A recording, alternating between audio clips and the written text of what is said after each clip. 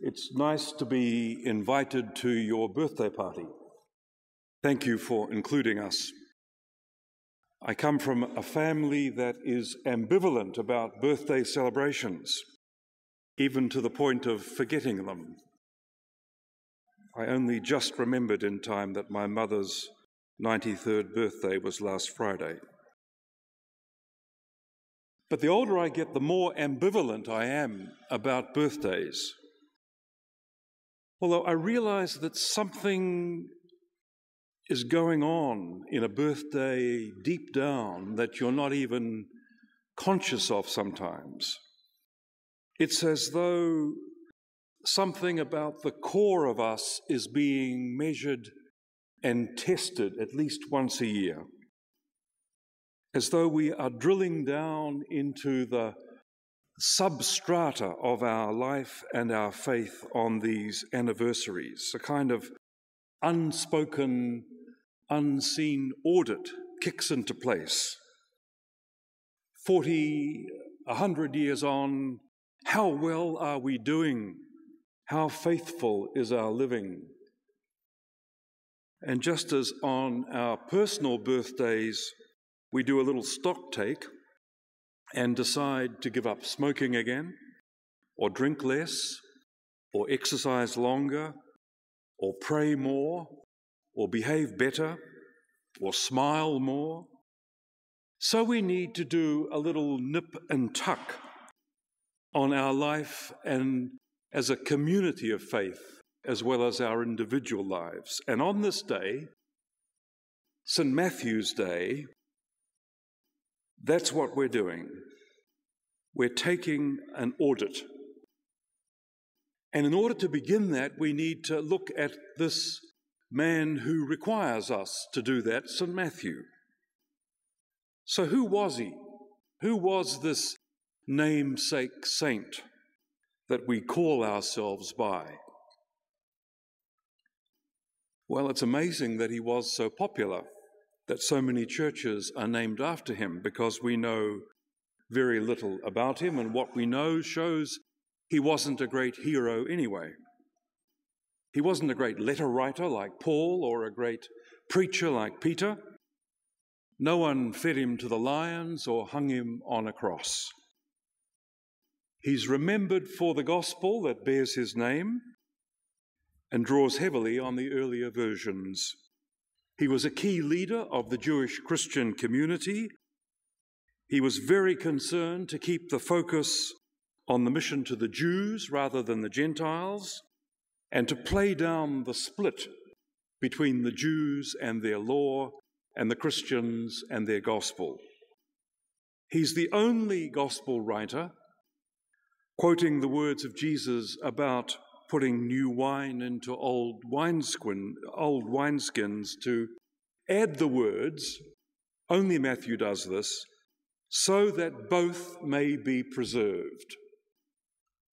He was a man who tried to hold together old and new. He was the MMP brand of politician. Julia Gillard should read him, and so should Honi Harawira.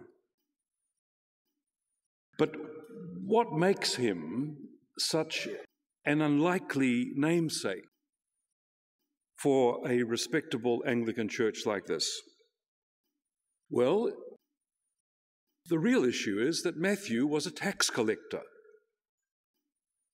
a poll collector more precisely.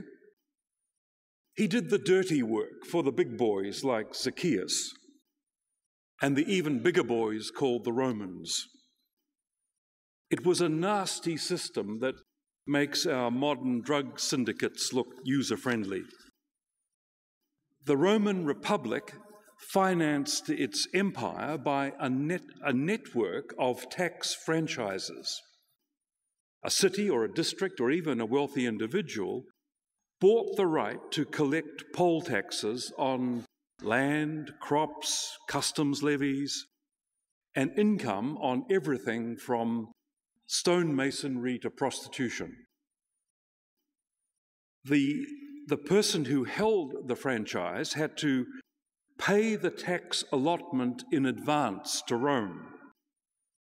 And then the franchisee would set out to collect the money through men like Matthew, who sat at city gates, at harbour sides, at marketplaces, at lake and river crossings. And if some of the cash found its way into the collector's pocket, well, that was just the way things were. Matthew would not win any popularity contest. You would not buy a used car from this man.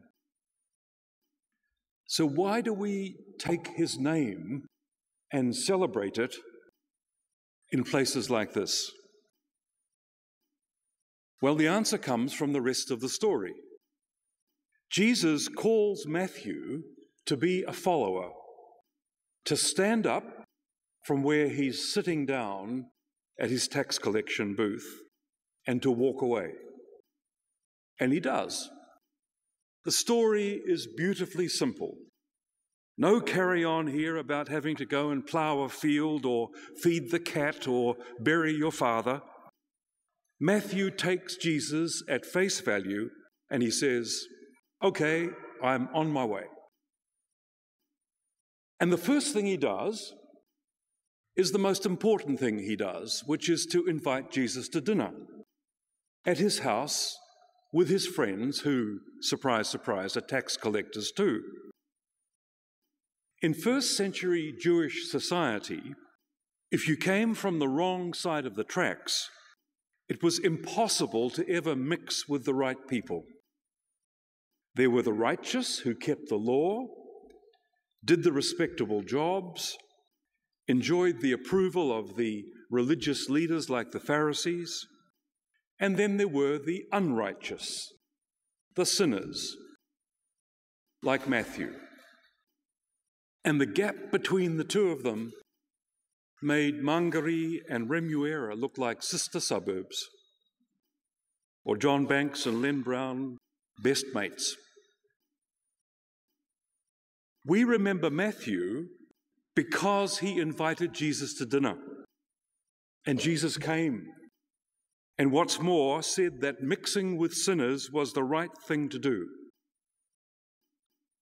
Jesus honours Matthew's invitation by not only attending the evening, but by relishing it with all these unrighteous people.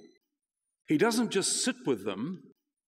The word is he reclines at table with them. He lies back and enjoys himself. And his relaxed presence says that he blesses Matthew and his friends.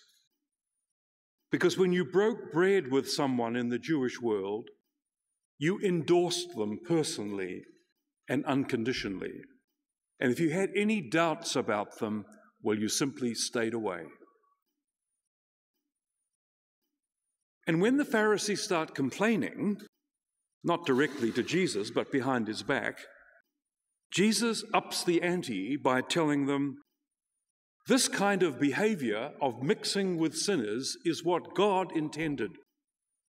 And he quotes from Hosea and says, I have come to call sinners, not the righteous.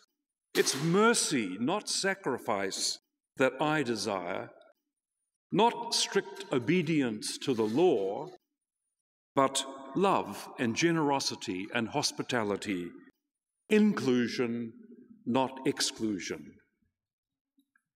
And we remember Matthew because he endorsed this quality of mercy. He was the first to receive it from Jesus, and he spent the rest of his life passing it on and building it into the spirit of the earliest church.